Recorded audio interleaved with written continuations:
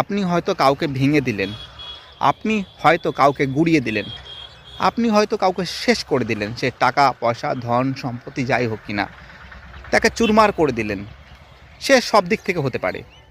কিন্তু এটা মাথায় রাখবেন, সেই ব্যক্তি হয়তো সে ছেলেও হতে পারে মেয়েও হতে পারে, সে হয়তো সাময়িক কালের জন্য কিন্তু হয়তো ভেঙে পড়বে, হয়তো সাময়িক কালের জন্য সে উঠে দাঁড়াতে পারবে না, খুবই গুরুত্বপূর্ণ কথা।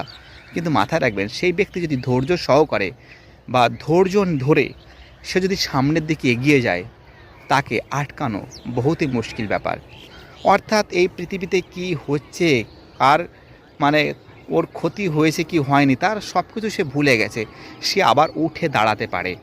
অর্থাৎ কোনো ব্যক্তি সাময়িককালের জন্য সে কিন্তু বিভিন্ন দিক থেকে কিন্তু সমস্যার সম্মুখীন হতে পারে, কিন্তু মাথায় রাখবেন, সেই ব্যক্তি যদি কোনো সময়ের জন্য একবার দাঁড়িয়ে যায়, যেটা আপনি ওকে ভেঙে দিয়েছিলেন, তছনছ করে দিয়েছিলেন, সমস্ত কিছুর দিক থেকে তাকে ক্ষতি করেছিলেন, কিন্তু পরবর্তীকালে সে দাঁড়িয়ে যাওয়ার পরে কিন্তু তার কোনো কিছু যায়ও না আসেও না। অর্থাৎ সে মেন্টালিটি দিক থেকে এবং ফিজিক্যাল দিক থেকে সব দিক থেকে সেই ব্যক্তি কিন্তু বহুতই শক্তিশালী হয়ে যায়।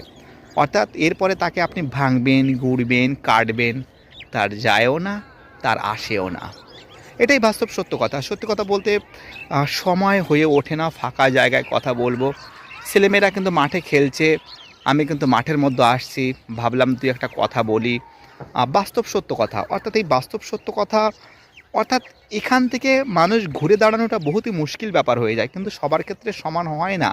যে ব্যক্তি ঘুরে দাঁড়াতে পারে তাকে এই পৃথিবীতে আটকানো বহুতই মুশকিল ব্যাপার।